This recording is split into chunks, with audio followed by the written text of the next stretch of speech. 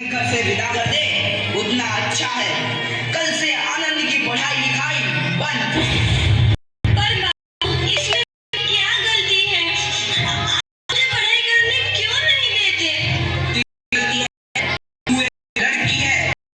होती तो क्या बाबू, लड़का होती तो क्या? ज्यादा जबान ना चला, नहीं तो जबान अलग से खींचकर बाहर निकाल दूंगा। बाबू, मैं पढ़ लिख कर कुछ बनना चाहती हूँ। मेरी पढ़ाई ना रोको बाबू। आनंदी, तुझे पढ़ना है तो पढ़, लेकिन सारी उम्र बाप की छाती पर एक बोझ बनकर ना बैठ। पर बाबू, अभी तो मेरी उम्र पढ़ाई लिखाई की है।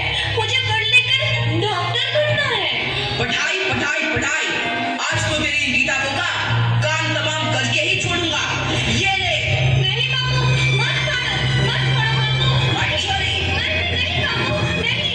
बाबू, ये तुमने क्या किया?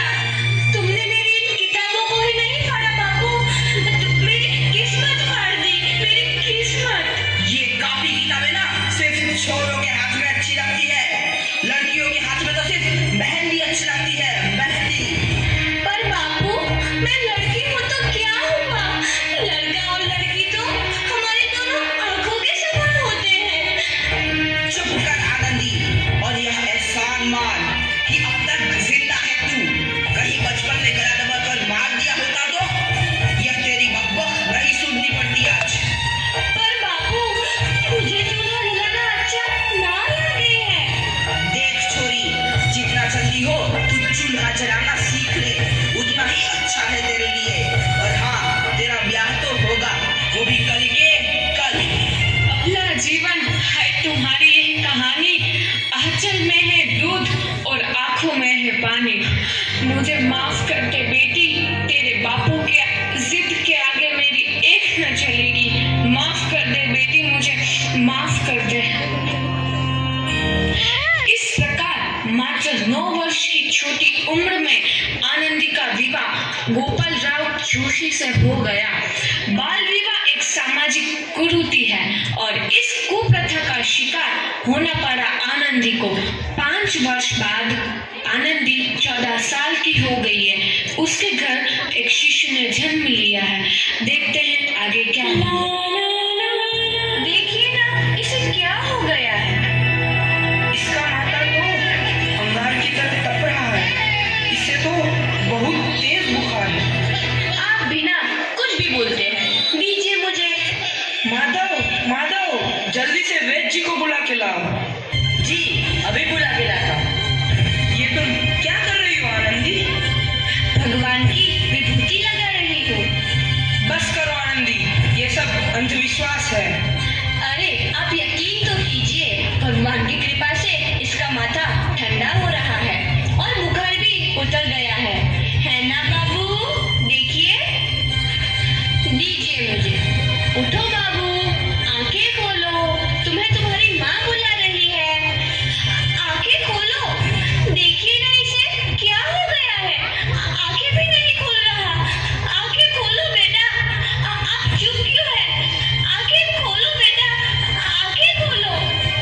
आनंदी, हमारा बेटा कभी आंखें नहीं खोलेगा। नहीं, ऐसा नहीं हो सकता। मेरे बेटे को मुझसे कोई नहीं छीन सकता, कोई नहीं छीन सकता। पागल मत बनो आनंदी। माधव, माधव। आनंदी, बंद करो ये पागलपन। भगवान ने मेरा बच्चा छीन लिया। भगवान ने नहीं, तुम्हारी अशिक्षा और अंधविश्वास ने तुम्हारा बच्चा छीना है। अगर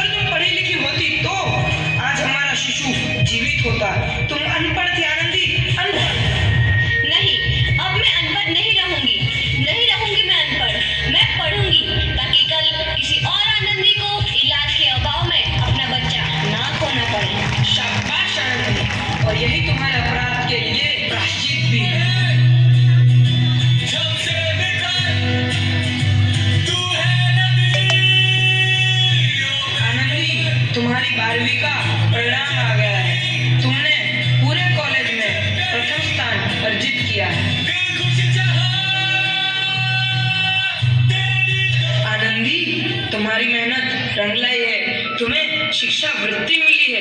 ये लो तुम्हारे अमेरिका जाने की टिकट। मुझे शिक्षा वृत्ति मिल गई, मैं अमेरिका जा रही हूँ। पर ये सब मैं अकेले कैसे कर पाऊंगी? कृति, अपने आप को इतना कमजोर क्यों समझ रही हो? फिर इतना पढ़ने लिखने का क्या फायदा? तुम अभी गवार की गवार नहीं हूँ मैं अब गवार।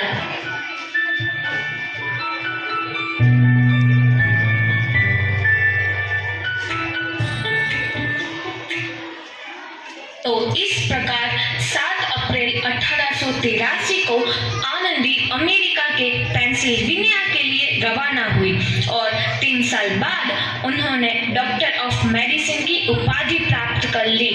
इधर आनंदी के पिता की तबीयत बहुत खराब है। आगे क्या होता है देखते हैं। लगता है अब मेरे जाने का समय आ चुका है। तो मैं नहीं बचूंगा। ऐसा मत बोलो। शहर के सिटी हॉस्पिटल में अमेरिका से डिग्री लेकर कोई बड़ा डॉक्टर आया है, एक बार वहां चलकर दिखा लेते हैं। हाँ, सही बोला भैया, कम से कम दिल को तसल्ली तो मिल जाएगी। हाँ हाँ, चलो चलो जल्दी हॉस्पिटल चलते हैं।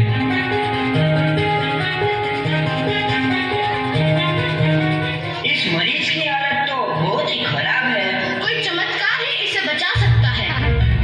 ऐसा मत बोलो भाई, डॉक्टर साहब कब तक आ जाएंगे?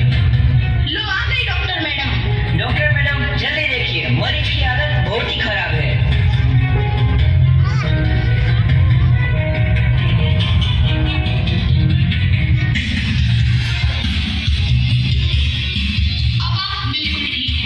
मौत के मुंह से आपको बचाया है डॉक्टर मैडम ने। डॉक्टर साहब ने मुझे बचा लिया। मुझे मिलना है डॉक्टर साहब से। डॉक्टर साहब नहीं, डॉक्टर मैडम बोलो। डॉक्टर मैडम, उन्होंने ही तुम्हें जीवन दान दिया है। लो आ गई डॉक्टर मैडम, मिल लो उनसे। डॉक्टर मैडम, आपका बहुत बहुत धन्यवाद।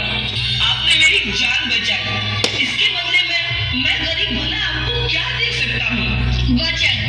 वचन चाहिए मुझे कि कभी ये नहीं कहोगे कि लड़कियां कुछ नहीं कर सकती।